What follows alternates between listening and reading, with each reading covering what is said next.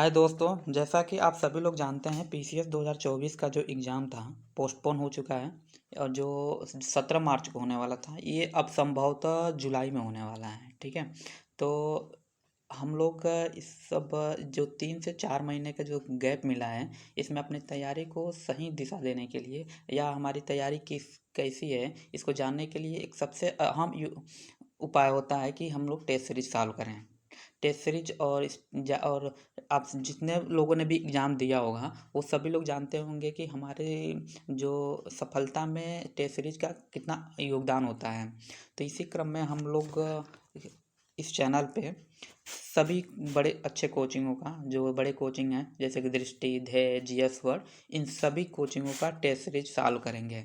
और एक test series में लगभग 150 क्वेश्चन होते हैं। तो हम लोग इसको 3 पार्ट में डिवाइड करके अर्थात 50-50 क्वेश्चन का एक एक वीडियो होगा। तो ज़्यादा बातें ना करते हुए आइए शुरू करते हैं पहला क्वेश्चन। ठीक है। इलाहाबाद और आपका क्या पहला क्वेश्चन क्या कह रहा है? इलाहाबाद के संधि के संदर्भ में निम्नलिखित कथनों में से कौन सा सही है? तो पहले तो हमें ये जानना है कि इलाहाबाद की संधि हुआ कब और को कड़ा ने दिया, इसमें कड़ा को होगा। ठीक। इलाहाबाद और कड़ा को सम्राट शाह आलम द्वितीय को सौंप दिया गया। तो पहला स्टेटमेंट क्या है? ये सही है। ठीक। दूसरा क्या है? शाह आलम द्वितीय ने युद्ध खर्च की भरपाई के लिए ईस्ट इंडिया कंपनी को बंगाल और बिहार की दीवानी देने का फरमान जारी करने पर सहमति व्यक्त की। तो ये युद्ध के खर्च की भरपाई के लिए नहीं दिया था। हालांकि ईस्ट इंडिया कंपनी को बंगाल और बिहार की दीवानी दिया था, लेकिन युद्ध खर्च के रूप में नहीं, अपने जो वार्षिक भुगतान के बदले में दिया था। अर्थात ऑप्शन बी हम क्या हो जाएगा? गलत हो जाएगा। तो सही ऑप्शन क्या हो जाएगा? इसका सही ऑप्शन क्या हो जाएगा? देखिए दोनों का, इसका सही आंसर हो जाएगा आंसर नंबर ए, यानी कि केवल 1 हो जाएगा। ठीक है। तो दूसरा क्वेश्चन देखते हैं। निम्नलिखित अधिनियमों पर विचार कीजिए और उनके अधिनियम के वर्ष के संबंध में कालानुक्रमिक व्यवस्थित कीजिए। कारखाना अधिनियम कब आया था? 1947। देखिए चूंकि एग्जाम में ये पेपर में ये दिया नहीं रहता है, हमने इसको अपने तरफ से लिखा है। तो कारखाना अधिनियम कब आया था? 1947 में। शारदा अधिनियम कब आया था? 1929 में। दहेज निषेध अधिनियम कब आया था? 1961 में आया था। विशेष विवाह अधिनियम कब आया था? 1954 में आया था। ठीक है। तो इसको हमको क्या करना है, मतलब बढ़ते क्रम में समायोजित करना है। तो देखिए शारदा अधिनियम सबसे पहले क्या है? शारदा अधिनियम 1929। तो इसको हम क्या कर देंगे? देखिए दो, यानी कि पहला दूसरा ऑप्शन किस में है? दूसरा ऑप्शन सबसे पहले क्या है? बी में है, डी में है, सी में है, अर्थात ए में नहीं है। तो हम लोग क्या करेंगे? ऑप्शन ए को कैंसिल कर देंगे। ऐसे क्वेश्चन देखने में बहुत टफ लगते हैं लेकिन ये बहुत आसान होते हैं, क्योंकि इलिमिनेट प्रोसेस से हमको इसको बहुत ही सरल विधि से सॉल्व किया जा सकता है। अब दूसरा देखिए, शारदा अधिनियम के बाद से कब कौन सा ज़्यादा है? 1947, यानी कब है? कारखाना अधिनियम, यानी कि ये पहला। तो देखिए दो बी में, दो के बाद से पहला कब है? केवल बी में है। ठीक है। तो बी में है, यानी अर्थात डी और सी कैंसिल हो जाएगा। हमारा सही आंसर क्या हो जाएगा? Option number B. ठीक है। अब आगे क्वेश्चन देखते हैं। निम्नलिखित में से किस ब्रिटिश अधिकारी ने बिहार में 1857 के विद्रोह को दबाया था? ऑप्शन क्या ए है? जॉन निकोलसन, बी है जनरल ह्यूरोज, सी है जॉन कॉरिन कैंपबेल, डी है विलियम टेलर। तो इसका सही आंसर क्या हो जाएगा? विलियम। सही आंसर क्या है? William Taylor. ठीक है। और इसके बारे में 1857 के विद्रोह के बारे में कुछ थोड़ी सी जानकारी और देख लें। तो यहाँ पूछता है कि 1857 के विद्रोह का नेतृत्व किन क्षेत्रों से किसने किया था? तो थोड़ी सी जानकारी में हम देखें तो इसे ये दिल्ली से जो नेतृत्व करता थे बहादुर शाह द्वितीय थे। हालांकि ये केवल नाम मात्र के नेतृत्व करता थे, और जो सही में नेतृत्व किया था ये जनरल बख्त खान थे। लखनऊ से कौन किया था? बेगम हजरत महल ने किया था। कानपुर से कौन था? नाना साहब ने किया था। झांसी से कौन था? ये तो सबको पता ही होगा ही, रानी लक्ष्मीबाई थी। और बरेली से कौन था? खान बहादुर खान थे। इलाहाबाद और बनारस से कौन था? मौलवी लियाकत अली थे। और बिहार से कौन था? कुंवर सिंह थे। हालांकि देखिए चूंकि वीडियो कुछ लंबा हो जाएगा 50 क्वेश्चन में ही, लेकिन क्या है ना, एक जितने भी ऑप्शन आ रहे हैं, ठीक है, इन सभी से कहीं ना कहीं क्वेश्चन कभी न कभी जरूर बना है और आगे भी बनने की संभावना है। तो इन सभी ऑप्शनों को हमको देख के चलना है। ठीक। और चौथा, इसी क्रम में आप देखिए आगे चौथा क्वेश्चन देखते हैं। निम्नलिखित को सूची 1 को सूची 2 से सम्मिलित कीजिए और सूचियों को नीचे दिए गए कोड का उपयोग करके सही उत्तर चुनिए। इल्बर्ट कब आया था? ये अगला देखिए नेक्स्ट पेज पे, तो इसको हम थोड़ा छोटा करते हैं। इल्बर्ट किसके समय में आया था? लॉर्ड रिपन के समय में। ए का यानी कि फोर्थ, हम इसमें क्या दिए, ऑप्शन ए में मिलान करना देना, ए का फोर्थ, बी का थर्ड, सी का वन, इस तरह से मिलान करने वाला है। तो ए का क्या है? फोर्थ। अब देखिए ए का फोर्थ दिया है, तो ए का लॉर्ड रिपन वाला फोर्थ हो जाएगा। तो बी और सी ऑप्शन क्या हो जाएगा हमारे लिए? कैंसिल। ठीक, ये तो बी और सी पहले ही कैंसिल हो गया। ठीक है, बचा क्या? ए और डी। अब आगे देखते हैं क्वेश्चन आगे क्या कह रहा है। एक मिनट आगे कह रहा है ये इल्बर्ट हो गया। काकोरी षड्यंत्र किसके समय आया था? लॉर्ड रीडिंग के समय में। अब बी का क्या हो जाएगा? थर्ड। अब बी का बचा क्या था? ए और डी बचा ना, तो बी का देखिए थर्ड। अब बी का थर्ड इसमें भी सही है, यानी दोनों, इसलिए दोनों सही बता रहा है। अब देखिए लखनऊ समझौता कब आया था? 1916 में हुआ था। और ये इस समय वायसराय कौन था? लॉर्ड चैम्सफोर्ड, यानी कि सी का थर्ड। सी का क्या है? थर्ड। सी और ये सी का थर्ड नहीं, सॉरी, सी का टू हो जाएगा। तो यानी ऑप्शन नंबर ये किस में मिल रहा है? ए में मिल रहा है। तो यानी ऑप्शन नंबर ए क्या हो जाएगा हमारे लिए? सही हो जाएगा। ऑप्शन नंबर ए सही हो जाएगा, बाकी ये तीनों गलत हो जाएगा। ठीक, आगे देखते हैं। क्वेश्चन नंबर 5, निम्नलिखित में से कौन वाइकोम सत्याग्रह से संबंधित था? पी कृष्ण, ऑप्शन ए क्या है? पी कृष्ण पिल्लई, बी है के जी मसूरवाला, सी है केलप्पम, डी है मतांगनी हजारा। तो इसका सही आंसर क्या हो जाएगा? के केलप्पम। ठीक है, वाइकोम सत्याग्रह से संबंधित को था के केलप्पम। और के केलप्पम के बारे में थोड़े से जानकारी जाने, तो इनको दक्षिण भारत का गांधी कहा जाता है। दक्षिण भारत का गांधी किनको कहा जाता है? के केलप्पम को। वाइकोम सत्याग्रह हुआ कब था? 1900, ये इसका डेट भी पूछ सकता है। तो वाइकोम सत्याग्रह हुआ था आपका 1924 में। कब हुआ था? 1924 में। अर्थात ये जो 2024 चल रहा है, ये वाइकोम सत्याग्रह का शताब्दी ईयर है। क्या है? शताब्दी ईयर। क्योंकि इस साल ये क्वेश्चन पूछ सकता है, क्योंकि कि कोई भी क्वेश्चन जो शताब्दी हुआ, 50 साल हुआ, तो उससे रिलेटेड करके पूछ सकता है। तो इसके लिए इम्पॉर्टेंट क्वेश्चन दिख रहा है। थोड़ा सा वो वाइकोम सत्याग्रह के विरोध में देखें तो त्रावणकोर की जो रियासत के सामंती और सैन्यवादी रीति रिवाजों से ग्रस्त सरकार की क्रूर व्यवस्था थी। त्रावणकोर में कुछ सबसे कठोर और परिष्कृत क्रूर सामाजिक मानदंड एवं रीति रिवाज देखे गए थे। उसी के विरोध में ये आंदोलन शुरू हुआ था। ठीक है, और अगला क्वेश्चन इसी क्रम में देखें। डच और नीचे दो कथन दिए गए हैं। एक को अभिकथन ए और दूसरे को कथन अकारक आर के रूप में प्रदर्शित किया गया है। जिन लोगों ने भी आरओ का एग्जाम दिया होगा, उन्होंने देखा होगा कि कथन और कारक जैसे क्वेश्चन कितने महत्वपूर्ण होते हैं, क्योंकि सबसे ज़्यादा कथन और कारक के ही क्वेश्चन थे। और ये देखिए, ये समझने का बस थोड़ा सा अंतर होता है, मतलब थोड़ा सा समझ के दिमाग लगाएंगे तो ये ज़्यादा देखने में बस टफ लगता है, ज़्यादा टफ होता नहीं है। ठीक, तो आप कथन क्या कर रहा है? डच और अंग्रेजी ईस्ट इंडिया कंपनियों ने दोनों ने मछलीपट्टनम शहर को नियंत्रित करने का प्रयास किया था। ठीक, तो कथन क्या हो जाएगा? कथन आप क्या है? ये कथन क्या है? सही है। ठीक है, कथन आपका सही है। दूसरा क्या कह रहा है? कारण क्या कर रहा है? यह 17वीं शताब्दी के पश्चिमी तट पर सबसे महत्वपूर्ण बंदरगाह बन गया था। तो कारण क्या होगा?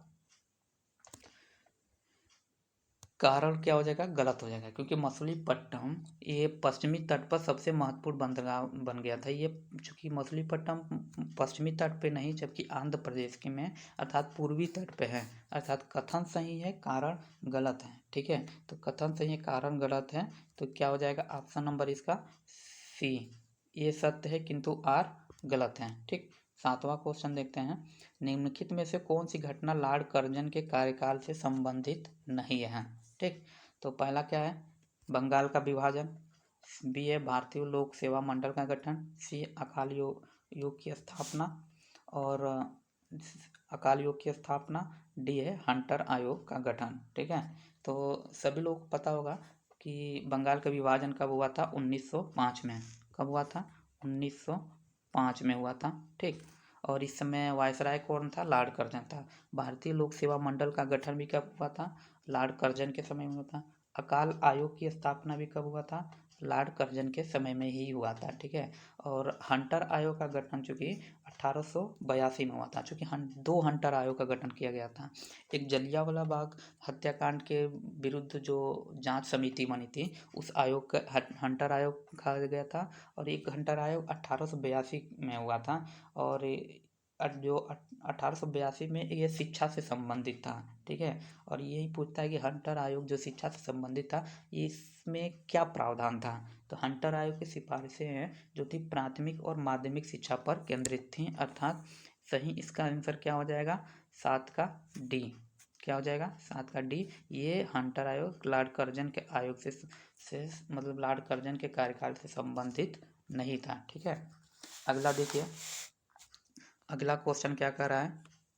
लाला लाजपत राय के संदर्भ में निम्नलिखित कथनों में से कौन सा सही है, ठीक है।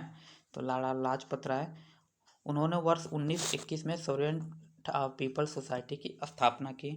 ऑप्शन क्या हो जाएगा? ये उन्होंने स्वराज पार्टी के गठन के में भाग लिया था, ठीक है। तो ये ऑप्शन नंबर ए और मतलब स्टेटमेंट ए 1 और 2 दोनों सही है। तो इसका सही आंसर क्या हो जाएगा? सी।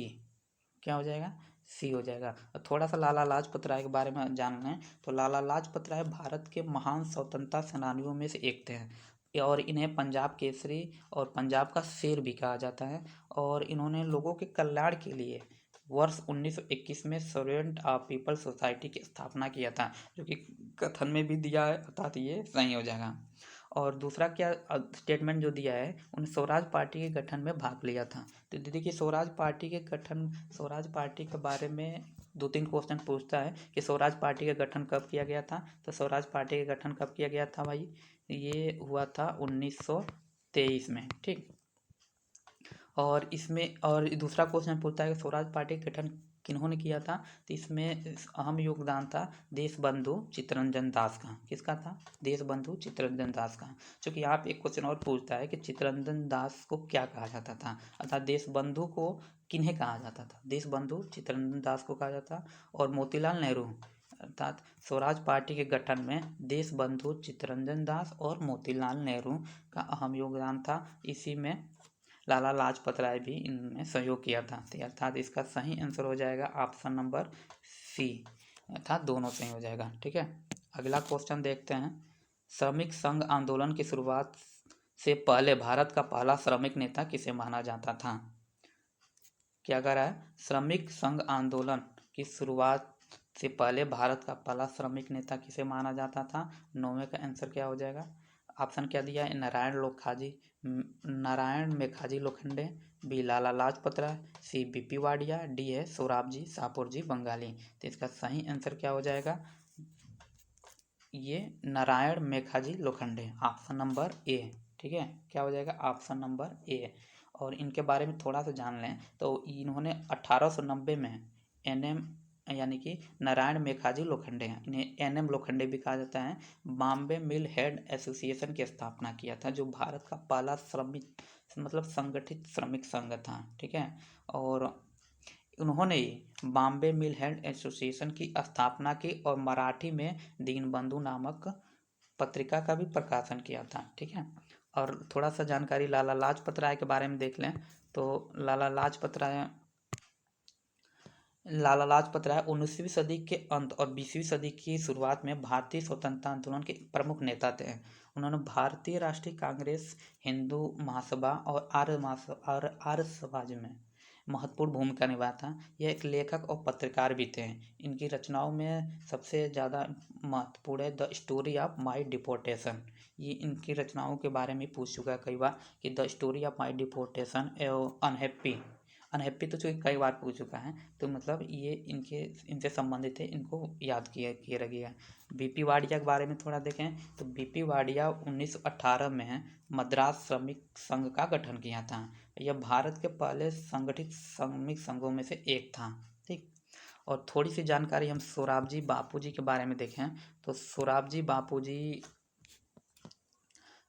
बापूजी थे। ये बंगाली भारतीय एम्बुलेंस कोर में शामिल होने वाले पहले व्यक्ति थे और जिनका गठन युद्ध की घोषणा के समय लंदन में किया गया था, ठीक है। तो और अब अगला क्वेश्चन देखते हैं, क्वेश्चन नंबर 10। क्वेश्चन नंबर 10 क्या कर रहा है, जमींदारी प्रथा के संदर्भ में निम्नलिखित कथनों में से कौन सा सही नहीं है। इसमें तो ऑप्शन ए क्या करें, इसमें निश्चित किराए या अधिभोग अधिकारों के प्रावधानों के बिना सदस्यों को भूमि अधिकारों को अस्थायी रूप से स्थापित कर दिया। तो ये जितना पढ़े होंगे जितने लोग भी ये जानते होंगे कि ऑप्शन ये क्या है, सही है। ठीक, ऑप्शन ए क्या है, सही है। अगला क्या है, इसे वर्ष 1793 में लॉर्ड कॉर्नवालिस द्वारा अस्थायी बंदोबस्त के माध्यम से पेश किया गया था। तो ये भी क्या है, ऑप्शन नंबर बी भी क्या है, सही है। इस व्यवस्था के अंतर्गत भू राजस्व सीधे किसानों से वसूला जाता था। ये बंगाल, बिहार, उड़ीसा में प्रचलित था। तो इसका सही ऑप्शन क्या हो जाएगा, क्योंकि पूछा है कि कथनों जमींदारी प्रथा के संदर्भ में निम्नलिखित कथनों में से कौन सा नहीं है। तो इसमें ए, बी और डी, ये बंगाल और बिहार, उड़ीसा में प्रचलित था, ये भी सही है। और जो सी दिया है, यह इस व्यवस्था के अंतर्गत भू राजस्व सीधे किसानों से वसूला जाता था। ये सीधे किसानों से नहीं वसूला जाता था, जबकि इसमें जमींदारी प्रथा में जमींदार किसानों से वसूलते थे और जमींदार किसानों से वसूलते थे और जमींदार उसका रेवेन्यू जो होता था अंग्रेजों को देते थे। ठीक है, अगला क्वेश्चन देखते हैं, क्वेश्चन नंबर 11। अखिल भारतीय मजदूर संघ कांग्रेस के संबंध में निम्नलिखित कथनों पर विचार कीजिए। 11वां क्वेश्चन नंबर क्या है, 11। लाला लाजपत राय को अखिल भारतीय मजदूर संघ कांग्रेस के पहले महासचिव के रूप में चुना गया था। तो पहला स्टेटमेंट दिया है, लाला लाजपत राय को अखिल भारतीय मजदूर महासंघ के सदस्य महासचिव के रूप में चुना गया। तो ये स्टेटमेंट क्या हो जाएगा, ये गलत हो जाएगा। क्यों गलत हो जाएगा, क्योंकि यहाँ पे इनको चुना गया था, लेकिन महासचिव के रूप में नहीं, जबकि इनको अध्यक्ष के रूप में चुना गया था। ठीक है, दूसरा क्या है, कांग्रेस के वर्ष 1922 के गया अधिवेशन में अखिल भारतीय मजदूर संघ कांग्रेस गठन का स्वागत किया गया और इसकी सहायता के लिए एक समिति का गठन किया गया था। ठीक, तो ये सही हो स्टेटमेंट 2 सही है, अर्थात इसका सही आंसर क्या हो जाएगा, ऑप्शन नंबर बी, यानी कि केवल बी। स्टेटमेंट 1 गलत था, ये ऑप्शन नंबर बी हो जाएगा। ठीक, और इसके बारे में थोड़ा सा 11वां क्वेश्चन के बारे में थोड़ा सा जान लें। तो अखिल भारतीय मजदूर संघ कांग्रेस की स्थापना जो हुआ था 31 अक्टूबर 1900 कब हुआ था, 20 को हुआ था। 31 अक्टूबर 1920 को हुआ था और इस लाला लाजपत राय को इसमें अध्यक्ष चुना गया था। और जो महासचिव थे इसमें, ये चमन लाल थे।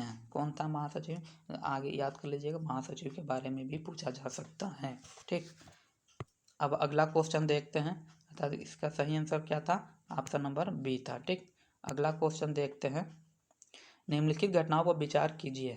पहला क्या है, हंटर शिक्षा आयोग। देखिए एक पिछले क्वेश्चन में दिया था ना हंटर आयोग, तो हंटर जहाँ भी हंटर आयोग दिया रहेगा वो इस पर दे देगा कि ये शिक्षा आयोग से संबंधित है क्या, किससे संबंधित है। पहला क्या है, हंटर शिक्षा आयोग 1800 कब आया था, 82। ये एग्जाम में दिया नहीं रहेगा, हमने अपने तरफ से लिख दिया है। ठीक है, आप लोगों को याद होना चाहिए कि कब किस आयोग का गठन कब किया गया था। हंटर शिक्षा आयोग 1882 में हुआ था। चार्ल्स वुड डिस्पैच कब आया था, 1854 में आया था। ली आयोग कब आया था, 1921 में आया था। और रेले आयोग कब आया था, 1902 में आया था। रेले आयोग कब आया था, 1900 ली आयोग रेले आयोग 1902 में आया था। ली आयोग ली आयोग 1921 में नहीं, ये 1924 में आया था। ठीक, तो इसको सही क्रम से हमको देखें, शायद ली आप लोग देख लीजिएगा, ली आयोग मुझे लग रहा है कि 1921 में ही आया था। ठीक है, और कंफ्यूज है थोड़ा सा, मुझे याद नहीं आ रहा है, लेकिन फिर भी आप लोग देख लीजिएगा। ठीक, और आइए इसको मिलान करते हैं। ठीक है, तो पहला क्या है, हंटर शिक्षा आयोग 1882, तो ये 1882 है। तो 1854 वाला चार्ल्स वुड डिस्पैच पहले है, तो 1854, यानी कि क्वेश्चन नंबर 2। क्वेश्चन नंबर क्या देखते हैं, कालान बढ़ते क्रम में लिखना है ना हमें, तो चार्ल्स वुड डिस्पैच। ठीक, चार्ल्स वुड डिस्पैच, तो यानी कि ऑप्शन नंबर 2 पहले आएगा। तो 2 देखिए किस में पहले हैं, सी में है और बी में, अर्थात हमारा ऑप्शन नंबर जो 3rd और 3 ए और डी है ये कैंसिल हो जाएगा। ठीक, बचा कितना, सी और बी। तो उसके बाद से देखिए हंटर शिक्षा आयोग आएगा 1882। अब देखिए 2 के बाद से 1 किस में आया है, 2 के बाद 1 बी और सी दोनों में आया है। ठीक, चलिए ये हो गया। उसके बाद से क्या आएगा, रेले आयोग, यानी कि 2, 1 और 4, 2, 1 और 4। तो 2, 1, 1, 4 किस में है, पहले देखिए बी में है, तो अर्थात हमारे लिए ऑप्शन क्या हो जाएगा, बी क्या हो जाएगा, ये हो जाएगा ऑप्शन नंबर बी हो जाएगा, सही हो जाएगा। ठीक है, अब अगला क्वेश्चन देखते हैं। पाबना विद्रोह से संबंधित है। पाबना विद्रोह किससे संबंधित है, जमींदारों की दमनकारी नीतियां, पाबना में कानून व्यवस्था का अभाव, सी दलित वर्ग का आंदोलन, और डी है सांप्रदायिक दंगे। तो पाबना विद्रोह किससे संबंधित है, 13वां का क्या हो जाएगा, ऑप्शन नंबर ए, जमींदारों की दमनकारी नीतियां इससे संबंधित थीं। और थोड़ा सा पाबना विद्रोह के बारे में देखें तो ये जमींदारों ने पूर्वी बंगाल के बड़े हिस्सों में जब जबरन लगान और कर भूमि कर वसूल कर रहे थे तो किसानों के लिए बढ़ाया जाता था। किसानों को वर्ष 1959 के अधिनियम 5 के तहत अधिग्रहण के अधिकार प्राप्त करने से भी रोका गया था। एक मिनट अर्थात इसका सही ऑप्शन क्या हो जाएगा, ऑप्शन नंबर ए हो जाएगा। ठीक है, ये देख लीजिएगा, इसका सही ऑप्शन क्या होगा, ऑप्शन नंबर ए हो जाएगा। अब 14, क्वेश्चन नंबर 14 देखते हैं। यूपी किसान सभा का गठन किया गया था। यूपी किसान सभा का गठन कब किया गया था, 1918 में। कब हुआ था ये, 1918 में। इसका सही हो जाएगा ऑप्शन नंबर सी।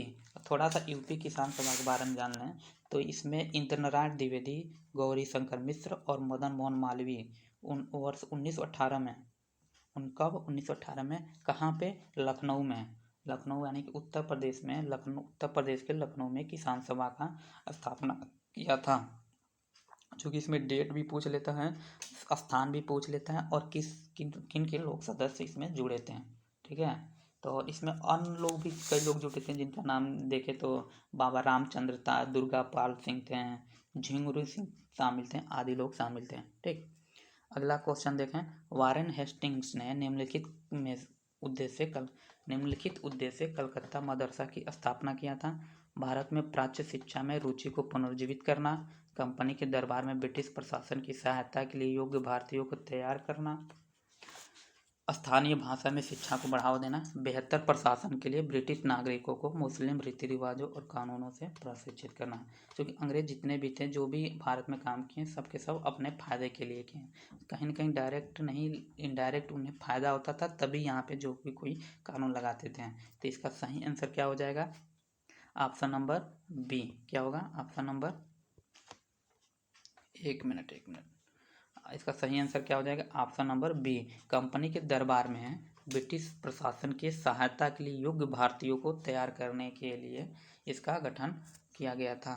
मतलब कलकत्ता मदरसा की स्थापना किया गया था। और कलकत्ता मदरसा के बारे में थोड़ा सा जानना है तो कलकत्ता मदरसा की स्थापना वारेन हेस्टिंग्स द्वारा 1781 में मुस्लिम कानून से संबंधित विषयों के अध्ययन के लिए किया गया था। ठीक, और हिंदू कानून के दर्शन के लिए क्या था तब, 1791 में बनारस में जोनाथन डंकन द्वारा संस्कृत कॉलेज की स्थापना किया गया था। ठीक है, इसका सही आंसर क्या आपने बताया था, ऑप्शन नंबर बी। अगला क्वेश्चन देखें। सांप्रदायिक पंचायत के बारे में निम्नलिखित कथनों में से कौन सा सही है। यह लोथियन समिति के सिफारिशों पर आधारित था। सभी प्रांतों में महिलाओं के लिए 33% सीटें आरक्षित किया गया था। तो इसका सही क्या हो जाएगा, ये लोथियन समिति के सिफारिशों पर आधारित था। आप स्टेटमेंट 1 क्या है, सही है। सभी प्रांतों में महिलाओं के लिए 33% सीटें आरक्षित की गई थी, ये क्या है, गलत है। तो इसका सही ऑप्शन क्या हो जाएगा, ऑप्शन नंबर 16 का ए। क्या हो जाएगा, 16 का ए हो जाएगा। ठीक है, अब अगला देखते हैं। और इसके बारे में थोड़ा सा सांप्रदायिक पंचायत के बारे में देखें तो ब्रिटिश प्रधानमंत्री उस समय रामसे मैकडोनाल्ड, कौन था, रामसे मैकडोनाल्ड, जो कि 6 अगस्त 1932 को सांप्रदायिक पंचायत की घोषणा किया था। ठीक है, और इसमें ये था कि भारतीय फ्रेंचाइजी समिति जो थी, जिसे एक लोथियन समिति भी कहा जाता था, उसी के सिफारिशों पे इसका गठन किया गया था। और इसमें क्या ना, सांप्रदायिक दलित वर्गों सहित दलित वर्ग भी सही थे और अल्पसंख्यकों के लिए अलग निर्वाचन क्षेत्र और आरक्षित सीटें स्थापित की गई थी, जिनमें कुल 78 आरक्षित सीटें प्रदान की गई थी। ठीक, और इसके बारे में थोड़ा सा और देखें तो सांप्रदायिक पंचायत के मुख्य प्रावधानों में क्या शामिल था, तो इसमें था कि प्रांतीय विधानमंडलों में जो मौजूदा सीटों थी उससे उसको दोगुना करना था। उत्तर पश्चिमी सीमांत प्रांत को छोड़कर सभी प्रांतों में महिलाओं के लिए 3% सीटें आरक्षित की गई थी। कितनी की गई थी? 3% सीटें, वो भी सीमांत प्रांत को छोड़कर। ठीक है, तो यानी कि ये स्टेटमेंट 2 गलत था, यानी कि सही हो जाएगा ए।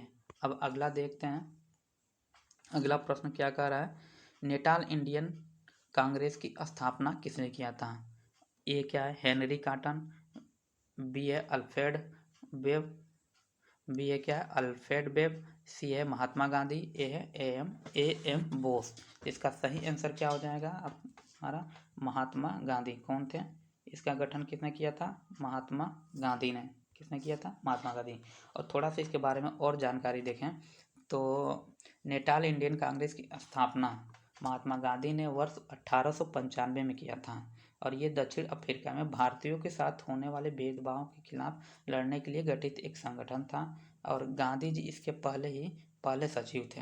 ठीक है, अब क्वेश्चन नंबर 18, अगला क्वेश्चन क्या कर रहा है? क्वेश्चन नंबर 18, विभिन्न विद्वानों द्वारा 1857 के विद्रोह के वर्णन के संबंध में निम्नलिखित में से कौन सा युग्म सही नहीं है? मतलब आउट्रम ने क्या कहा था? अंग्रेजों को भारत से उखाड़ फेंकने का मुस्लिम षड्यंत्र। कार्ल मार्क्स ने क्या कहा था? अंग्रेजों द्वारा पूर्व में ही प्रारंभ सामाजिक प्रगति का विस्तार। और आर होम्स ईसाई धर्म के खिलाफ युद्ध। डी क्या है? बेंजामिन डिजरायली, राष्ट्रीय उद्यान। तो इसका सही आंसर क्या हो जाएगा आपका? 18 का सही क्वेश्चन हो जाएगा सी, क्योंकि आर ओ होम्स जो थे, एक मिनट,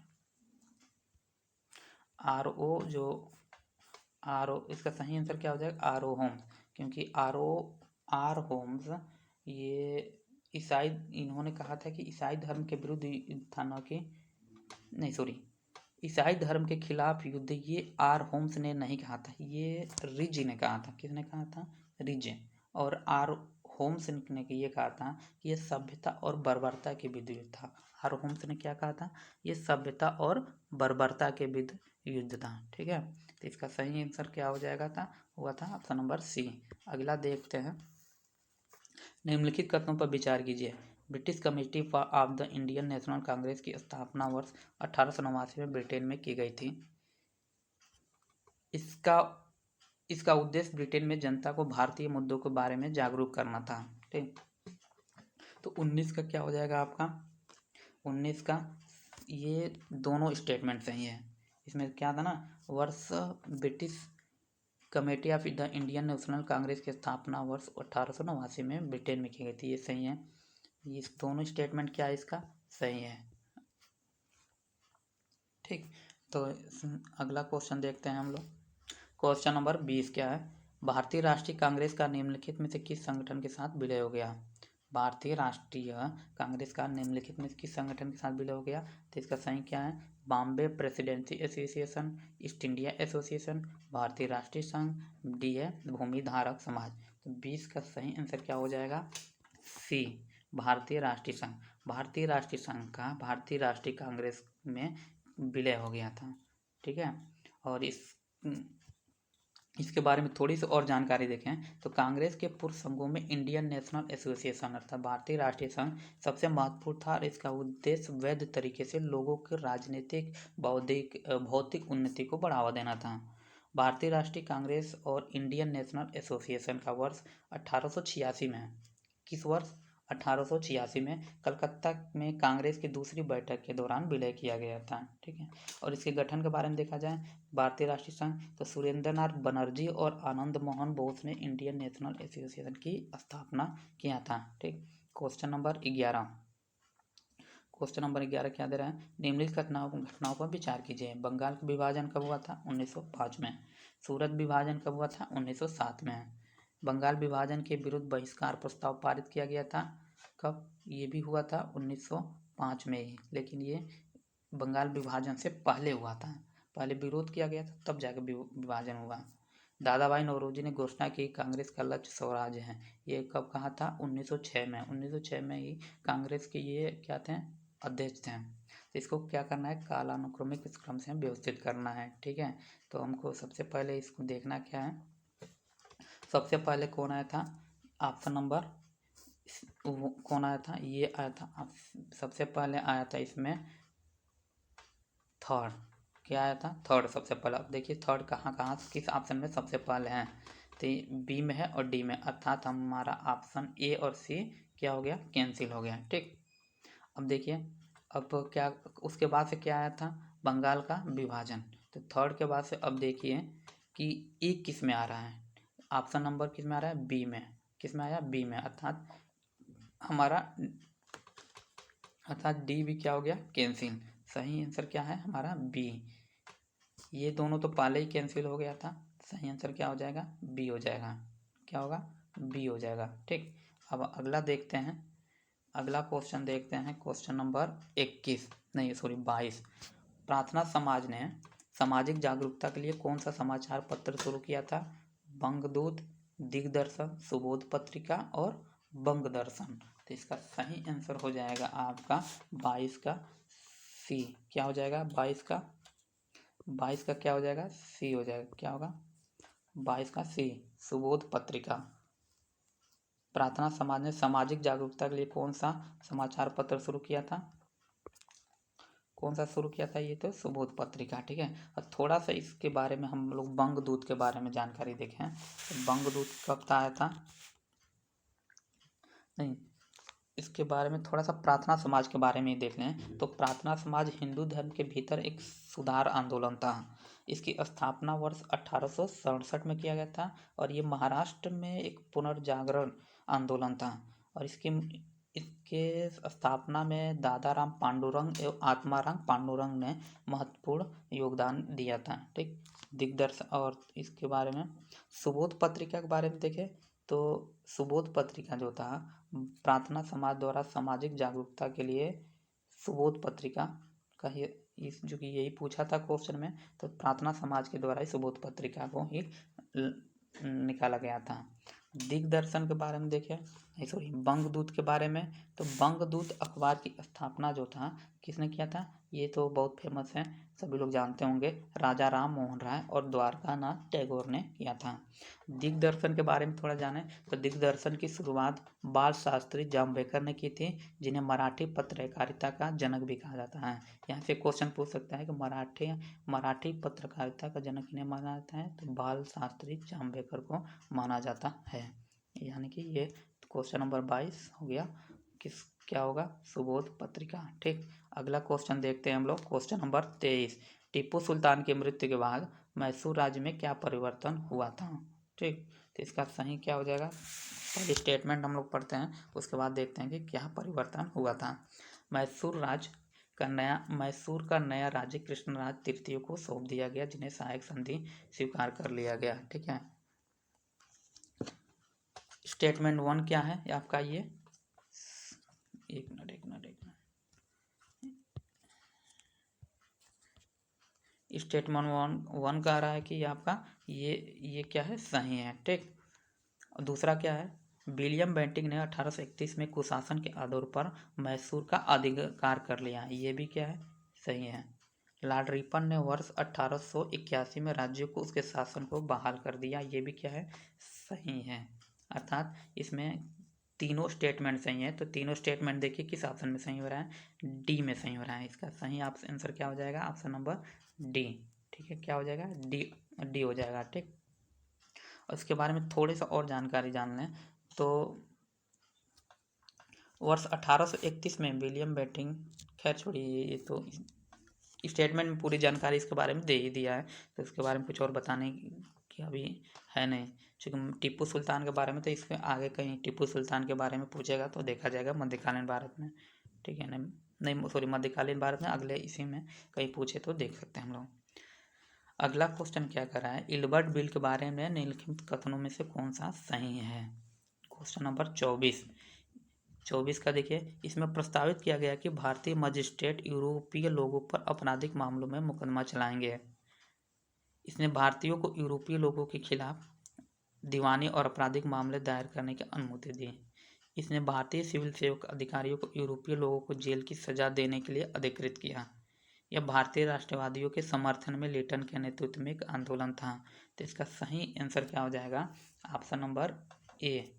इसमें प्रस्तावित किया गया कि भारतीय मजिस्ट्रेट यूरोपीय लोगों पर आपराधिक मामलों में मुकदमा चलाएंगे। ठीक, इसका यानी कि ऑप्शन नंबर ए सही हो जाएगा। इल्बर्ट बिल के बारे में थोड़ा सा जानकारी जान लें तो यह विधेयक लॉर्ड रिपन ने भारतीय दंड संहिता से नस्लीय पूर्वाग्रह को दूर करने के लिए पेश किया गया था। और इसमें तत्कालीन प्रचलित कानून के अनुसार किसी यूरोपीय पर जब केवल यूरोपीय न्यायाधीश मजिस्ट्रेट द्वारा ही मुकदमा चलाया जा सकता था, और यूरोपीय लोगों ने सीपी इल्बर्ट द्वारा पेश किए गए इल्बर्ट बिल का कड़ा विरोध किया गया था, और जिसने इस तरह भेदभावपूर्ण प्रथा को समाप्त करने की मांग किया गया था। ठीक है, तो इसका सही आंसर हमारे लिए क्या था? ऑप्शन नंबर ए था। अब आइए अगला क्वेश्चन देखते हैं, क्वेश्चन नंबर 25। क्वेश्चन नंबर 25 क्या कर रहा है? निम्नलिखित युग्मों पर विचार कीजिए। पेरिस की संधि अमेरिका, गंडमक की संधि अफगानिस्तान, संगौलिक संधि बर्मा, यादवों की संधि नेपाल।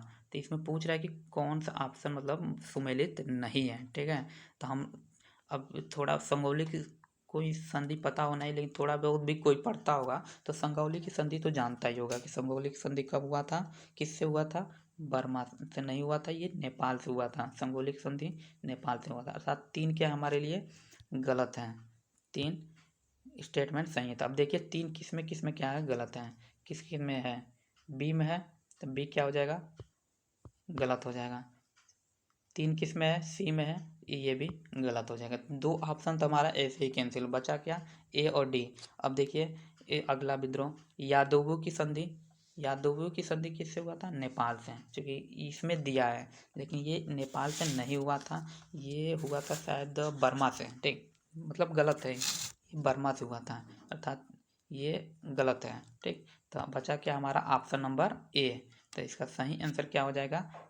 ऑप्शन नंबर ए, केवल 1 और 2 सुमेलित हैं। और थोड़ा सा पेरिस की संधि के बारे में देख लें तो पेरिस की संधि हमें क्या बताता है कि पेरिस की संधि जो हुआ था 1773, हालांकि जितने भी संधि है ये एक तरफ अंग्रेज थे और दूसरे तरफ कोई अन्य देश था। तो जो पेरिस की संधि था 3 सितंबर 1783 को अमेरिका और ब्रिटिश प्रतिनिधियों द्वारा किया गया था। ठीक है, और गंडमक की जो संधि था ये एंग्लो अफगान युद्ध के दौरान, यानी कि 1879 में किया गया था। ठीक, और संगौली की संधि कब हुआ था? संगौली की संधि ये 1815 में नेपाल और ईस्ट इंडिया कंपनी के बीच हस्ताक्षर किया गया था। ठीक है, और 4 मार्च ये 1816 को इसकी पूर्ण रूप से पुष्टि की गई थी। ठीक, और यादवों की जो संधि थी ये प्रथम आंग्ल बर्मा युद्ध की समाप्ति के राज्य पर स्थान पर साथ मतलब प्रथम आंग्ल बर्मा युद्ध के समय 1826 में यादवों की संधि पर हस्ताक्षर किया गया था। ठीक है, तो इसका सही ऑप्शन क्या हो जाएगा? ए। अगला क्वेश्चन क्या है? क्वेश्चन नंबर 26 का रहा है निम्नलिखित सूची चार को सूची थर्ड से सुमेलित कीजिए, दिए गए कूट का उपयोग करके सही उत्तर चुनिए। तो अहोम विद्रोह कब आया था भाई? 26 का, एक मिनट, हाँ ये क्या है? सुमेलित करने वाला, हमको इसको एक पेज पर कर देते हैं। सुमेलित अहोम विद्रोह कब हुआ था? अहोम विद्रोह जो हुआ था 1828 में। कब हुआ था? 1828 में, ये असम में हुआ था, और इसके नेतृत्वकर्ता कौन थे? गोमधर कौन था? कुंवर, गोमधर कुंवर थे। ठीक है, तब देखिए अहोम विद्रोह ए का फोर किस में है? ए का फोर, देखिए एक ही पता चला ना, बाकी सब क्या हो गया? कैंसल। ठीक, ए का फोर देखिए किस में है? केवल ए में है, बाकी ए का सॉरी ए का फोर किस में है? केवल बी में है। ठीक, किस में है? बी में। बाकी सब ए का थर्ड, ए का वन, ए का टू, यानी कि ये ऑप्शन हमारे लिए क्या हो जाएगा? गलत हो जाएगा। ठीक, सही इसका आंसर हो क्या होगा? सही आंसर इसका हो जाएगा ऑप्शन नंबर बी। ठीक, इसको एक बार देख लीजिएगा, क्वेश्चन एक पेज में मिला दे रहे हैं। ठीक, इसका सही आंसर हो जाएगा ऑप्शन नंबर बी होगा। ठीक, देखिए ये देखने में इस टाइप का क्वेश्चन थोड़ा टफ लगता है, लेकिन होता बहुत आसान है। एक केवल मिला यानी कि सारे के सारे एलिमिनेट हो गए। ऑप्शन नंबर बी हो गया। अब थोड़ा सा हम इसके बारे में जान लें। अहोम विद्रोह पहले बता चुके हैं कि 1828 में असम में हुआ था, ठीक। और पोलीगर्स विद्रोह जान लें तो पोलीगर्स विद्रोह का कारण दक्षिण भारत का अंग्रेजों के प्रति कड़ा विरोध था और ये 1795 से और 1799 के बीच में हुआ था, ठीक है। और मुमारिस का विद्रोह 1769 में अहोम राजाओं और मुमारिस के बीच झगड़े के रूप में शुरू हुआ था। कब हुआ था? 1769 में। मुमारिस 1769। सी का क्या था? 1700। सी का देखिए इसमें सी का 2 मिल रहा है ना बी में, यानी सही हो जाएगा। और पाइका विद्रोह कब हुआ था? पाइका विद्रोह का नेतृत्व कंपनी की जबरन वसूली वाली भू राजस्व नीति के कारण उड़ीसा के पाइकों ने किया था, ठीक है। और ये कब हुआ था? 1817 में, ठीक। तो अगला क्वेश्चन हम लोग देखते हैं। क्वेश्चन नंबर क्या है? 27। खिलाफत आंदोलन से प्रत्यक्ष संबंधित नेता कौन नहीं थे? तो इससे खिलाफत आंदोलन से प्रत्यक्ष संबंधित नेता कौन नहीं थे? ऑप्शन है क्या? मोहम्मद अली, बी हसरत मोहानी, सी है शौकत अली और डी है मोहम्मद इकबाल। तो इसका सही आंसर हो जाएगा मोहम्मद इकबाल। खिलाफत आंदोलन से कौन संबंधित नहीं था? मोहम्मद इकबाल, ठीक है। अब मोहम्मद इकबाल के बारे में थोड़ी सी जानकारी देखें तो ये एक कवि भी थे, एक दार्शनिक भी थे और ये इस्लामी दुनिया के बौद्धिक एवं सांस्कृतिक पुनर्निर्माण से संबंधित हैं। उन्होंने सारे जहाँ से अच्छा जो हम लोग गाते हैं तराना हिंद के रूप में जाना जाता है। ये उर्दू कविता की गज़ल शैली में कवि भी थे और इन्होंने व्यापक रूप से पाकिस्तान आंदोलन को प्रेरित करने वाला माना जाता है। और ये क्वेश्चन इनके बारे में और पूछा जाता है कि पाकिस्तान का आध्यात्मिक पिता किसे कहा जाता है? तो पाकिस्तान का आध्यात्मिक पिता किसे कहा जाता है? मोहम्मद इकबाल को। ये याद रखिएगा, पाकिस्तान का आध्यात्मिक पिता मोहम्मद इकबाल को माना जाता है, ठीक है। और थोड़ी सी इस खिलाफत आंदोलन के बारे में जान लें तो खिलाफत आंदोलन की स्थापना वर्ष 1919 में मोहम्मद अली और शौकत अली, और इन्हें चूँकि आमतौर पे ये शौकत बंधुओं के रूप में भी जाना जाता है, ठीक है। और हसरत मोहानी के बारे में थोड़ा सा जान लें तो हसरत मोहानी 1907 तक कांग्रेस से जुड़े रहे। उसके बाद बाल गंगाधर तिलक जो कांग्रेस पार्टी छोड़ने के तुरंत बाद इन्होंने भी कांग्रेस को छोड़ दिया था, ठीक है। तो अगला इसका सही 27 का सही आंसर क्या होगा था? ऑप्शन नंबर डी, ठीक।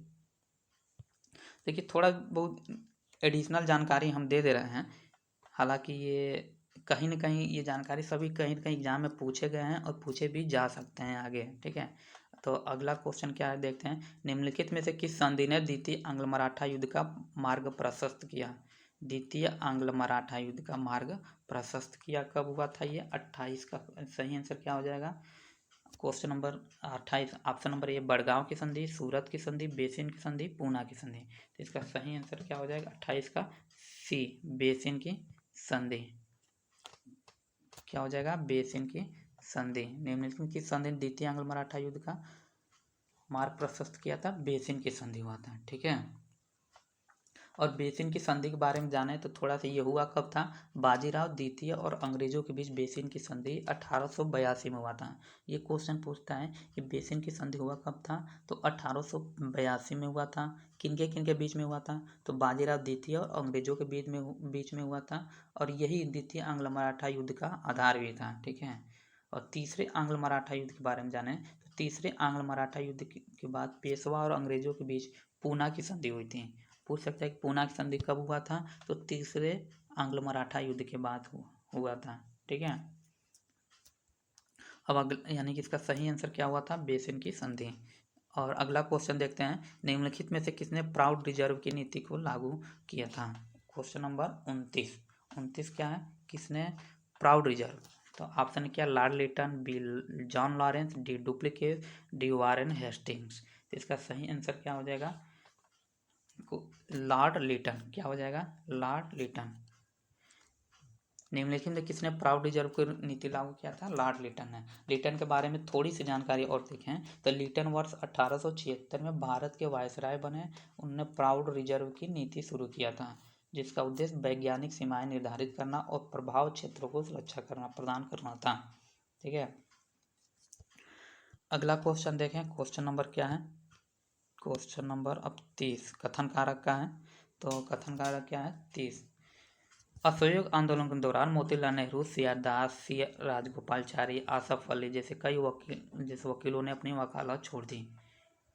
ठीक, तो कथन क्या है? सही है।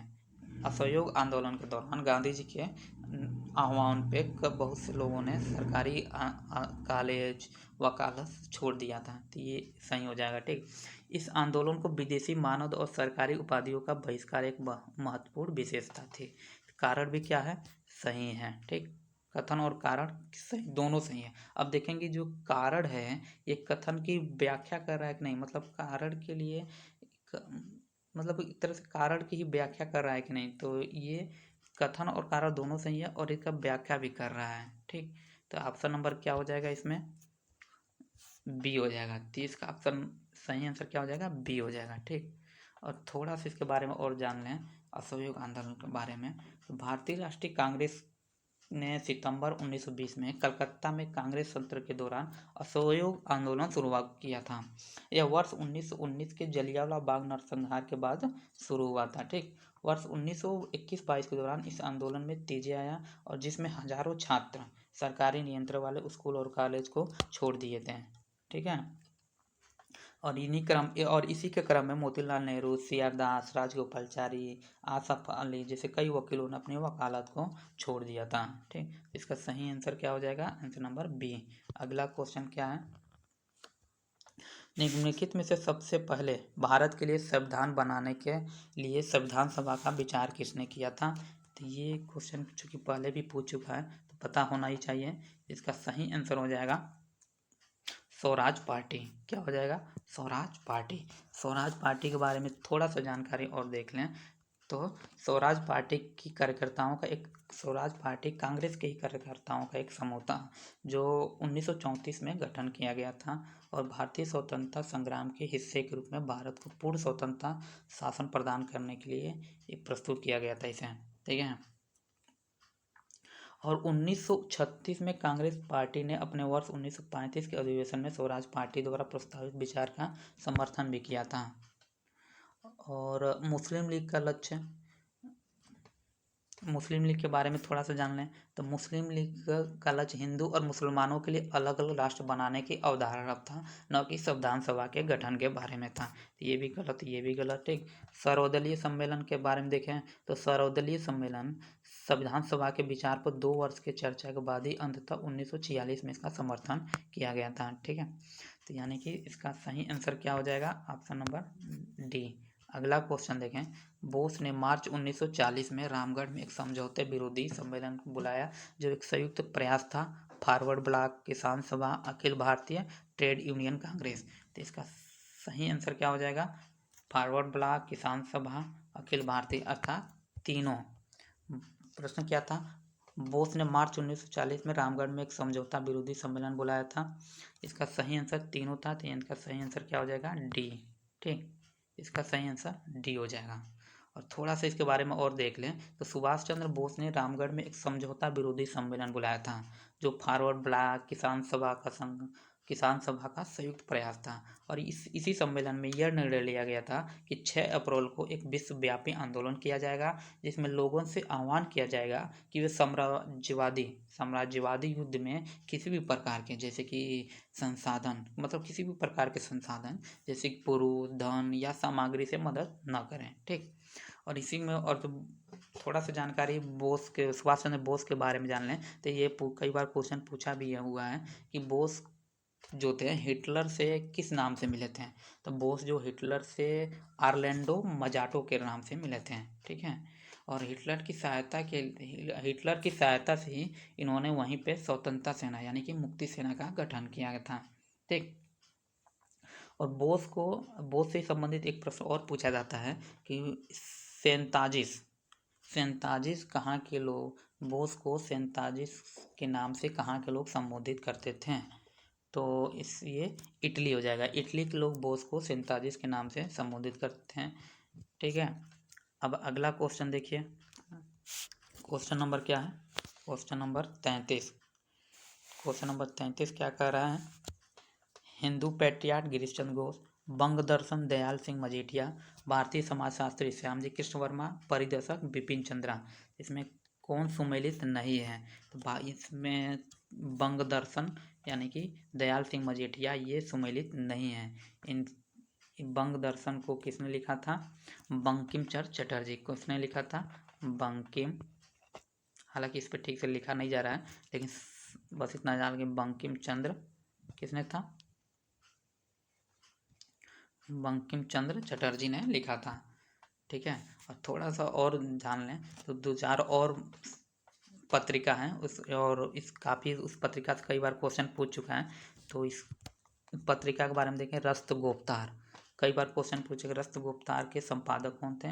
तो दादा भाई नौरोजी। कौन था? दादा भाई नौरोजी। संवाद कौमुदीकरण संस्थापक कौन था? राजा राम मोहन राय। बंगाल गजट का कौन था? जेम्स ऑगस्ट हिक्की थे। ठीक है, तो थोड़ा बहुत अलग से जानकारी है, सुनते जाइए, बस फायदा ही करेगा। और अगला क्वेश्चन देखते हैं। गांधी जी ने भारतीय लोगों से 6 अप्रैल, कथन कारक का क्वेश्चन है। दिए गए कथनों में से एक कथन है और दूसरा कारण है, तो कथन के रूप में प्रदर्शित किया गया है। गांधी जी ने भारतीय लोगों से 6 अप्रैल 1919 को रॉलेट एक्ट के विरुद्ध में हिंसा दिवस के रूप में मनाने का आह्वान किया था। ठीक, इस एक्ट ने अभिव्यक्ति की स्वतंत्रता जैसे मौलिक अधिकारों पर अंकुश लगाया और पुलिस अधिकारों को मजबूत किया था। तो इसमें क्या ना कि कथन और कारक, कथन जो दिया है कि गांधी जी ने भारतीय लोगों को 6 अप्रैल 1919 को रॉलेट एक्ट के विरुद्ध में हिंसा दिवस के रूप में मनाने का आह्वान किया था, ये क्या है? सही है। ठीक है, ऑप्शन नंबर अभिकथन क्या है? सही है। और इसका जो कारण है, इस एक्ट ने अभिव्यक्ति की स्वतंत्रता जैसे मौलिक अधिकारों पर अंकुश लगाया, ये भी सही है। और ये कारण जो है, ये कथन की सही व्याख्या भी कर रहा है। ठीक, तो इसका सही आंसर क्या हो जाएगा? ऑप्शन नंबर बी, ए और आर दोनों सत्य हैं, और ए और आर ए की सही व्याख्या स्पष्टीकरण कर रहा है। ठीक, थोड़ा सा इसके बारे में और जान लें तो गांधी जी ने भारतीय लोगों से 6 अप्रैल 1919 को रॉलेट एक्ट के अहिंसक विरोध दिवस अर्थात अपमान और प्रार्थना और हड़ताल के रूप में मनाने के लिए कहा था। ठीक, और 1919 में ही गांधी जी ने रॉलेट एक्ट के खिलाफ सत्याग्रह का आह्वान किया था, जिसमें अंग्रेजों ने तत्कालीन समय में पारित किया था। इसी एक्ट में जिसे बताया गया कि अभिव्यक्ति की स्वतंत्रता को प्रतिबंधित किया गया था। और थोड़ा सा इसके बारे में और देखें तो अप्रैल 1919 में देश में इसी के विरोध में प्रदर्शन और हड़तालें हुई और सरकार इन्हें दबाने के लिए क्रूर उपाय अपनाया। और इसी के क्रम में बैसाखी के दिन 13 अप्रैल को अमृतसर में जनरल डायर द्वारा जलियांवाला बाग हत्याकांड का दमन का एक हिस्सा भी था, इसी आंदोलन का था। और एक क्वेश्चन और पूछता है कि रॉलेट एक्ट के विरोध में, मतलब जलियांवाला कांड के विरोध में किसने नाइटहुड की उपाधि को अस्वीकार कर लौटा दिया था अंग्रेजों को? तो ये किसने लौटाया था? रविन्द्रनाथ टैगोर ने। ठीक, किसने उपाया था? रविन्द्रनाथ टैगोर ने। अगला क्वेश्चन हम देखते हैं, क्वेश्चन नंबर 35। निम्नलिखित में से कौन सितंबर 1928 में स्थापित हिंदुस्तान सोशलिस्ट रिपब्लिकन आर्मी के संस्थापक सदस्य थे, यानी कि HSRA? क्या था? इसको शॉर्ट फॉर्म में क्या बोलते हैं? HSRA। क्या बोलते हैं? HSRA। ठीक है, तो इसका सही क्या था? HSRA। मतलब इसके संस्थापना में किसने योगदान नहीं दिया था? तो इसका सही आंसर हो जाएगा अजय घोष। चूँकि अजय घोष के बारे में हम देखिए, इसके बारे में स्टेटमेंट में भगत सिंह तो थे, ये तो कंफर्म है। जोगेश चंद्र चटर्जी हिंदुस्तान, और इसके बारे में देखा जाए तो हिंदुस्तान सोशलिस्ट रिपब्लिक एसोसिएशन की स्थापना वर्ष कब किया गया था? 1928 में किया गया था, जिसमें ये इसका गठन कहाँ हुआ था? नई दिल्ली के फिरोज शाह कोटला में किया गया था। और इसमें चंद्रशेखर आज़ाद, अशफाक उल्ला खान, भगत सिंह, सुखदेव थापर और जोगेश चंद्र चटर्जी द्वारा की गई थी। और HSRA क्या था? HSRA एक सामूहिक नेतृत्व के तहत काम करने का फैसला किया था। ठीक, और इसमें अजय घोष जो थे भारतीय कम्युनिस्ट पार्टी के एक प्रमुख नेता थे, जो कि HSRA से जुड़े नहीं थे। तो अजय घोष देखिए तीन अब जिसमें भी होगा ये क्या हो जाएगा, कैंसिल हो जाएगा। ऑप्शन नंबर बी में क्या है, थर्ड है, ये भी कैंसिल। सी में ये भी कैंसिल, ये भी कैंसिल, बचा क्या, ए, यानी कि सही ऑप्शन क्या हो जाएगा हमारा, ए। इसका सही ऑप्शन हो जाएगा 1 और 2, भगत सिंह और योगेश चंद्र चटर्जी। ठीक है, अगला क्वेश्चन हम लोग देखते हैं। फॉरवर्ड ब्लॉक के संदर्भ में निम्नलिखित कथनों पर विचार कीजिए। फॉरवर्ड ब्लॉक, इसकी स्थापना सुभाष चंद्र बोस द्वारा कांग्रेस के भीतर एक नई पार्टी के रूप में की गई थी। ये स्टेटमेंट क्या है, सही है। इसके निर्माण के परिणामस्वरूप सुभाष चंद्र बोस को 3 वर्ष के लिए कांग्रेस में कोई भी पद धारण करने से प्रतिबंधित कर दिया गया था। तो इस तरह इसका क्या बोला है, ऑप्शन केवल एक सही है, केवल 2 सही है। सी बोल रहा है 1 और दोनों सही है। डी कह रहा है कि न तो 1 है न ही डी सही है, यानी इसका सही, ये दोनों स्टेटमेंट क्या है, सही है। ये दोनों स्टेटमेंट क्या है, सही है। इसका यानी कि सही आंसर हो जाएगा ऑप्शन नंबर सी। ठीक है, और फॉरवर्ड ब्लॉक के बारे में थोड़ा सा देखें तो 1939 में सुभाष चंद्र बोस और उनके अनुयायियों ने कांग्रेस के भीतर ही फॉरवर्ड ब्लॉक का गठन किया गया था। ठीक, अब अगला क्वेश्चन देखें। क्वेश्चन नंबर क्या है, 37। नीचे 2 कथन दिए गए हैं, अभी कथन 1 और कथन कारक का ये भी क्वेश्चन है, सॉरी कहाँ गया भाई, वो गलत पेज आ गया। ठीक है, अगला पेज देखते हैं। क्वेश्चन नंबर 37, निम्नलिखित कथनों में से 1937 के प्रांतीय चुनाव के संदर्भ में सही है। साइमन कमीशन के आदेशानुसार ब्रिटिश भारत में वर्ष 1937 प्रांतीय चुनाव का आयोजन किया गया था। ये क्या है, और यह चुनाव सीमित वयस्क मताधिकार पर हुआ था। कांग्रेस ने चुनावी घोषणा पत्र के माध्यम से भारत सरकार अधिनियम 1935 को पूर्ण स्वीकृति पुष्टि की थी। तो इसका सही आप मतलब पूछा है कि प्रांतीय समय सही है, तो क्या है ये 37 का हो जाएगा बी। ठीक, क्या हो जाएगा 37 का बी। ठीक, ये क्यों नहीं सही होगा, क्या क्या कहा, ये क्या कह रहा है, साइमन कमीशन के आदेशानुसार ब्रिटिश भारत में वर्ष 1937 में प्रांतीय चुनाव आयोजित किए गए थे। जो ये साइमन कमीशन के आदेशानुसार नहीं हुआ था, ये इस चुनाव का आयोजन हुआ था 1935 के आदेशानुसार हुआ था। ठीक है, यानी कि ये क्या गलत हो गया था, सी, बी तुम्हारा सही है ही, सी गलत क्यों है, तो सी, इसमें सी चुनावी घोषणा पत्र के माध्यम से भारत सरकार अधिनियम 1935 को पूर्ण स्वीकृति पुष्टि की थी, अर्थात ये पूर्ण स्वीकृति प्रदान नहीं की थी, अर्थात ये भी गलत है। ठीक है, यानी को इसका सही आंसर हो जाएगा केवल बी। क्या हो जाएगा, सर सही आंसर बी हो जाएगा। अगला क्वेश्चन देखते हैं 38, इंडियन नेशनल लिबरल एसोसिएशन की स्थापना किसने किया था। 38 का क्या हो जाएगा, option number A Radhakant Dev, MG Ranade, C Surendra Nath Banerjee, Shiv Narayan Agnihotri. इसका सही आंसर क्या हो जाएगा 38 का C, Surendra Nath Banerjee. Indian National Liberal Association की स्थापना किसने किया था, सुरेंद्र नाथ बनर्जी। ठीक है, सुरेंद्र नाथ बनर्जी। अब देखिए अगला क्वेश्चन देखते हैं, निम्नलिखित में से किसने भारत महिला परिषद की स्थापना किया था। भारत महिला परिषद की स्थापना किसने किया था, 39 का सही ऑप्शन क्या हो जाएगा, ऑप्शन क्या दे रहा है, सरला देवी चौधरानी, रमाबाई रनाडे, पंडिता रमाबाई शास्त्री, कार्नेलिया सरजी। तो इसका सही आंसर हो जाएगा रामाबाई रनाडे, यानी कि भारत महिला परिषद की स्थापना किसने किया था, रामाबाई रनाडे। किसने किया था, रामाबाई रनाडे। ठीक, और रामाबाई रनाडे के बारे में थोड़ा सा देख लें तो रामाबाई रनाडे ने वर्ष 1904 में बम्बई में राष्ट्रीय सामाजिक सम्मेलन के अंतर्गत लेडीज सोशल कॉन्फ्रेंस की स्थापना किया था। और सरला देवी चौधरानी के बारे में थोड़ी सी जानकारी देखें तो सरला देवी चौधरानी ने वर्ष 1910 में भारत स्त्री महामंडल की पहली बैठक बुलाई। इसे किसी महिला द्वारा स्थापित पहला भारतीय महिला संगठन माना जाता है। और रमाबाई शास्त्री, पंडिता रमाबाई शास्त्री, इनके बारे में भी एक क्वेश्चन बहुत फेमस पूछता है, पंडित रमाबाई शास्त्री। तो पंडित रमाबाई शास्त्री ने महिलाओं के कल्याण के लिए आर्य महिला समाज की स्थापना किया था। क्वेश्चन पूछते हैं आर्य महिला समाज की स्थापना किसने किया था, तो पंडित रमाबाई शास्त्री ने। और यहीं पे एक पूछा है कि आर्य समाज की स्थापना किसने किया था, तो दयानंद शास्त्री। और कार्नेलिया सरबजी के बारे में थोड़ा सा जाने तो कार्नेलिया सरबजी राष्ट्रीय महिला परिषद 1925 में जिसका गठन किया गया था, ये कार्यकारी एक समिति में एक महत्वपूर्ण पद धारण करने वाली भारत की ये पहली महिला बैरिस्टर थी। महिला बैरिस्टर क्या थी? महिला बैरिस्टर। ठीक, अब आगे देखते हैं क्वेश्चन नंबर 40।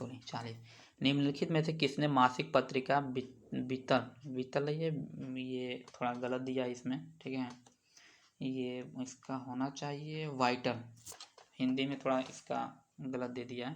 देखिए जहाँ भी हिंदी थोड़ा टफ लगे वहाँ हमको इंग्लिश वाला देख लेना चाहिए। Who among the following launch the newspaper vital, ठीक, क्या दिया है? वाइटल।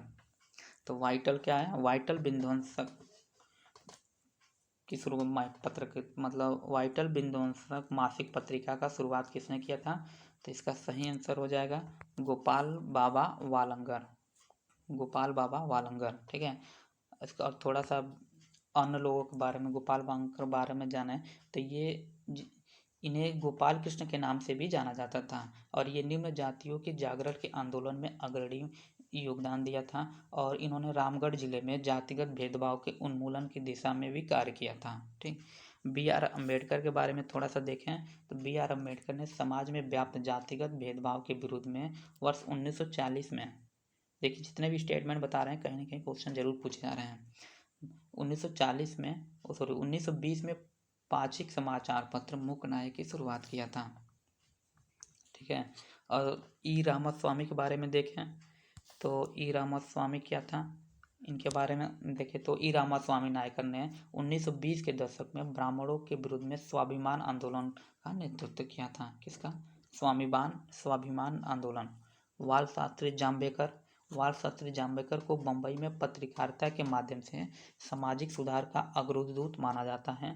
इन्होंने ब्राह्मणवादी रूढ़िता पर प्रहार किया था तथा लोकप्रिय हिंदू धर्म में वांछित सुधार करने का प्रयास किया। ठीक, इसका सही आंसर तो ये ही हुआ था। ये थोड़ा बहुत जानकारी इन अलग ऑप्शन के बारे में था। क्वेश्चन नंबर 41 के बारे में देखें तो सर सैयद अहमद खां के संबंध में निम्नलिखित कथनों में से कौन सा सही है? वर्ष 1878 में इंपीरियल लेजिस्लेटिव काउंसिल के सदस्य बने और उनकी निष्ठा को देखते हुए अंग्रेजों ने उन्हें नाइटहुड की उपाधि प्रदान किया था। ठीक है, तो ये इन्हें भी नाइटहुड की उपाधि प्रदान किया गया था, अर्थात स्टेटमेंट 1 क्या है? सही है। ठीक, दूसरा क्या है? उन्होंने पर्दा, बहुविवाह और पीरी तथा मुरादी प्रथा का समर्थन किया था। ये स्टेटमेंट क्या है?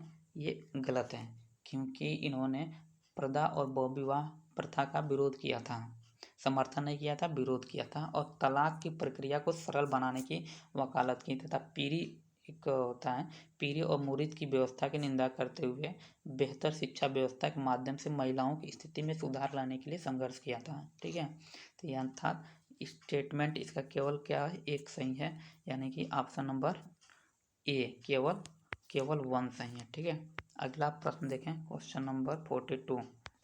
देवबंद आंदोलन के संदर्भ में निम्नलिखित कथनों में से कौन सा सही है? इसकी शुरुआत मोहम्मद कासिम नानतवी और रशीद अहमद गंगोही ने किया था। ये स्टेटमेंट क्या है? ये इसके बारे में ये सही है। ठीक, देवबंद पंथ ने भारतीय राष्ट्रीय कांग्रेस के गठन का स्वागत किया था। ये भी स्टेटमेंट क्या है? सही है। ठीक, यथा दोनों सही हैं। तो इसके लिए सही आंसर क्या हो जाएगा? ऑप्शन नंबर ए। 42 का सही आंसर क्या हो जाएगा? ए। और इसके बारे में थोड़ा सा और जानकारी देखें तो देवबंद के बारे में तो मुस्लिम समुदाय के लिए धार्मिक नेताओं को संगठित करने एवं उनकी संख्या में वृद्धि करने के उद्देश्य से मोहम्मद कासिम नानतवी और रशीद अहमद गंगोही, कौन? रशीद अहमद गंगोही ने 1866 में, यही पूछता है कि देवबंद की स्थापना कब किया गया था? तो कब हुआ था? 1866 में, सहारनपुर जिले। कहाँ पे? सहारनपुर जिले। स्टेटमेंट में पूछता है कि कब और कहाँ, तो सहारनपुर जिले में 1866 में दारुल उलूम में देवबंद आंदोलन का शुरुआत किया गया था। ठीक है, और देवबंद प्रथा ने भारतीय राष्ट्रीय कांग्रेस का गठन का स्वागत किया था। ये भी सही है, दोनों सही है। अगला प्रश्न देखते हैं। वर्ष 1907 में स्थापित Indian society of oriental art द्वारा प्रदान की जाने वाली छात्रवृत्ति सर्वप्रथम किसने प्राप्त किया था? तो इसका सही आंसर क्या हो जाएगा? पहला क्या है? रविन्द्रनाथ टैगोर, बी नंदलाल बोस, सी रविन्द्रनाथ टैगोर और डी मुकुंदास। इसका सही आंसर हो जाएगा नंदलाल बोस। कौन थे? नंदलाल बोस।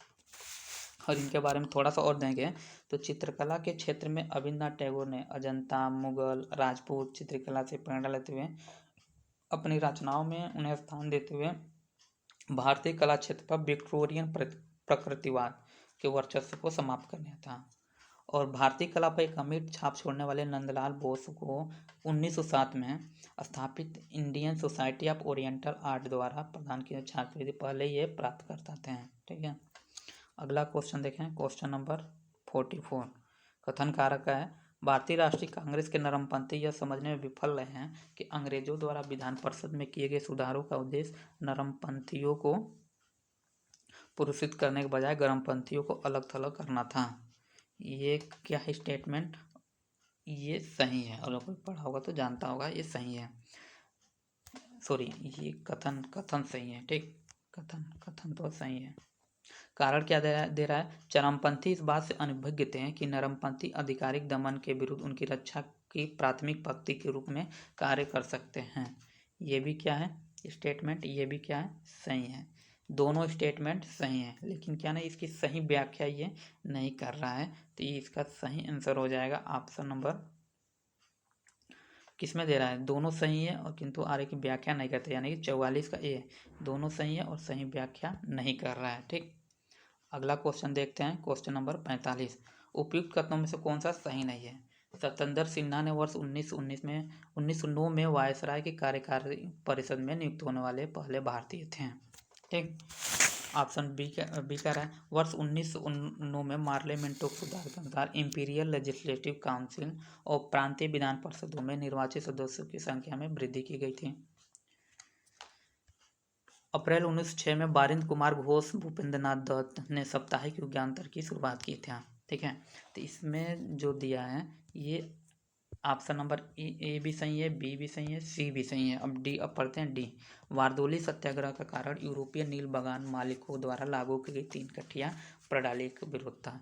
तो ये गलत है, क्योंकि 3 कठिया प्रथा के विरोध में बारदोली सत्याग्रह नहीं हुआ था। क्या हुआ था? यहाँ पे चंपारण सत्याग्रह हुआ था। तो ये गलत है, तो ये इसको हम लोग ऑप्शन नंबर डी क्या कर देंगे? सही है। पूछा कि कौन सही नहीं है, तो डी सही नहीं है। ठीक है, और थोड़ा सा बारदोली सत्याग्रह के बारे में हम लोग देखें तो ये क्या था? हाँ, ये बारदोली सत्याग्रह सरदार वल्लभ भाई पटेल के नेतृत्व में वर्ष 1928 में बारदोली सत्याग्रह किया गया था। ठीक है, और ये बारडोली जो था गुजरात में है, यानी कि ये ऑप्शन नंबर डी हम सही हो जाएगा। अगला क्वेश्चन देखें, क्वेश्चन नंबर 46।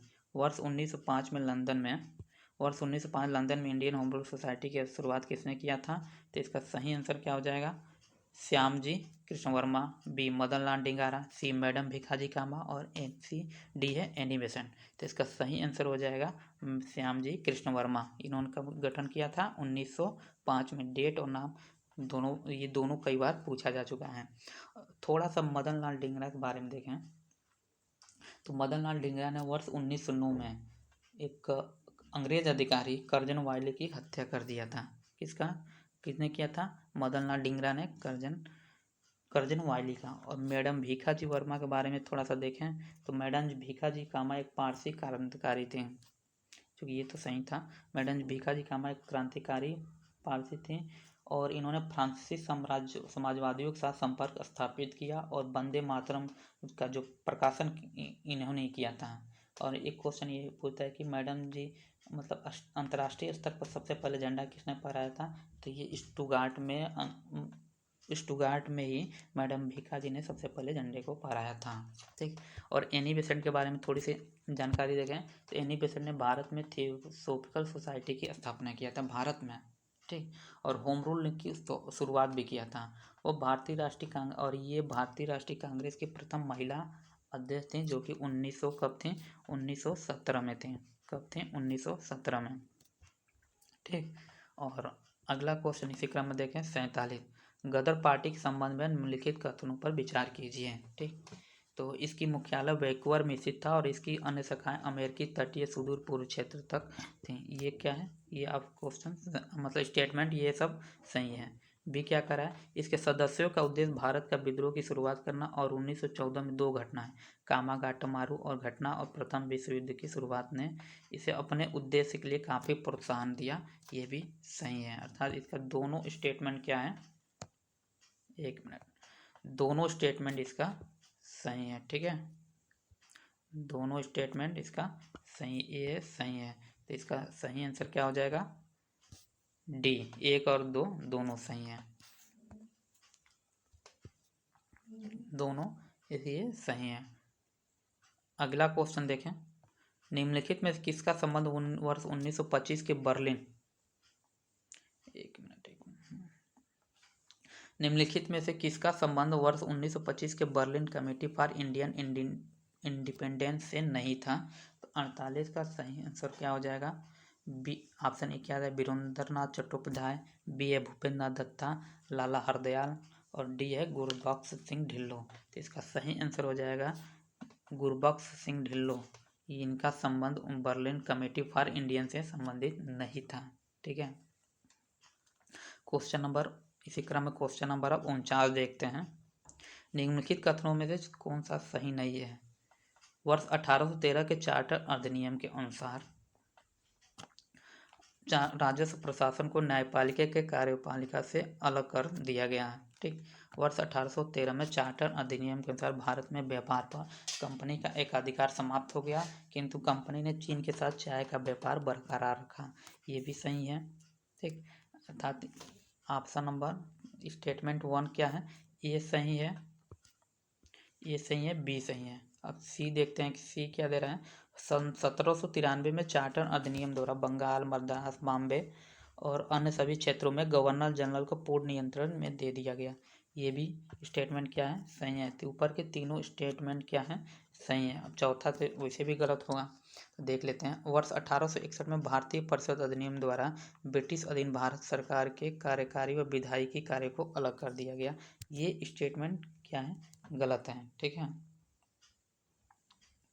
क्योंकि ये 1861 की नहीं, ये चूँकि ईस्ट इंडिया कंपनी के चार्टर को नवीनीकृत करने के क्रम में ही ब्रिटिश संसद में चार्टर अधिनियम 1853 पारित किया गया था, और यहीं पे पहली बार था जब गवर्नर जनरल को परिषद की विधायी और कार्यकारी कार्यों का बंटवारा किया गया था। अर्थात ये ऑप्शन हमारे लिए क्या हो जाएगा, सही हो जाएगा। पूछा कौन सही नहीं है, तो ये ऑप्शन नंबर डी क्या हो जाएगा, सही हो जाएगा। कारावास, अब अगला 50 क्वेश्चन देखते हैं, आज का आखिरी क्वेश्चन है। कारावास में डाले जाने वाले पहले भारतीय पत्रकार कौन थे। तो ऑप्शन क्या 50 के क्या है, तारकनाथ दास, सुरेंद्र नाथ बनर्जी, सी है बाल गंगाधर तिलक, डी है अरविंद घोष। तो इसका सही आंसर हो जाएगा 50 का सुरेंद्र नाथ बनर्जी। कौन हो जाएंगे, सुरेंद्र नाथ बनर्जी, ये पहले भारतीय पत्रकार थे जो जिनको जेल में डाला गया था, ठीक है। और सुरेंद्र नाथ बनर्जी के बारे में थोड़ा सा देख लें, तो सुरेंद्र नाथ बनर्जी कारावास में डाले जाने वाले पहले भारतीय पत्रकार थे। इसका कारण ये था कि संपादकीय में बनर्जी ने बंगालियों की धार्मिक भावनाओं के प्रति असंवेदनशील होने के लिए आक्रोशित तरीके से कलकत्ता उच्च न्यायालय के एक न्यायाधीश की आलोचना किया था, ठीक। और बाल गंगाधर तिलक के बारे में थोड़ी सी जानकारी देंगे, तो बाल गंगाधर तिलक को लोकमान्य तिलक के नाम से भी जाना जाता है, और उन्होंने अपने सहयोगी गोपाल गणेश अंगरकर और अन्य के साथ मिलकर 1854 में डेक्कन एजुकेशन सोसाइटी की स्थापना किया था, ठीक। और तारकनाथ दास के बारे में थोड़ा देखें, तो तारकनाथ दास एक ब्रिटिश विरोधी बंगाली भारतीय क्रांतिकारी और अंतर्राष्ट्रीय विद्वान पुरुष थे। मार्च 1912 में उन्होंने लाला हरदयाल के साथ मिलकर काम किया और Hind association of Pacific association की स्थापना किया। यह गदर पार्टी के मुख्य गठन का प्राथमिक आधार बना, ठीक। अरविंद घोष के बारे में थोड़ा बहुत देखें, तो अरविंद घोष ने भारत को अंग्रेजों से मुक्त कराने के संघर्ष में बढ़ चढ़कर भाग लिया था। इनकी राजनीतिक गतिविधियों और संग्रहता को देखते हुए ही 1908 में इनको कारावास में डाला गया था, अलीपुर बम कांड के विरोध, मतलब अलीपुर बम कांड के लिए इन्हें कारावास में डाला गया था। तो जैसा कि हम लोग कहा था कि हर मतलब किसी भी टेस्ट सीरीज को हम लोग 3 भाग में डिवाइड करेंगे, तो आज से 50 क्वेश्चन पूरा हो गया। और ये मॉडर्न हिस्ट्री से संबंधित 50 क्वेश्चन था। अगला 50 क्वेश्चन जो होगा हमारा 50 का क्या था, 50 का सुरेंद्र नाथ बनर्जी सही था ना, हाँ। अगला जो 50 क्वेश्चन होगा हमारा, ये प्राचीन भारत से संबंधित होगा। 50 से 100 प्राचीन भारत है और मेडिवल हिस्ट्री है 100 से 150 तक। ठीक, तो इसी क्रम में हम लोग पूरा इसको ख़त्म कर देंगे एक दिन, तीन पार्ट में इसको पूरा ख़त्म करेंगे। तो आज के लिए बस इतना ही। नमस्कार। और इस चैनल को सब्सक्राइब कर, जैसा कि सभी लोग कहते हैं मैं भी कह दे रहा हूँ, चैनल को सब्सक्राइब कर लीजिएगा।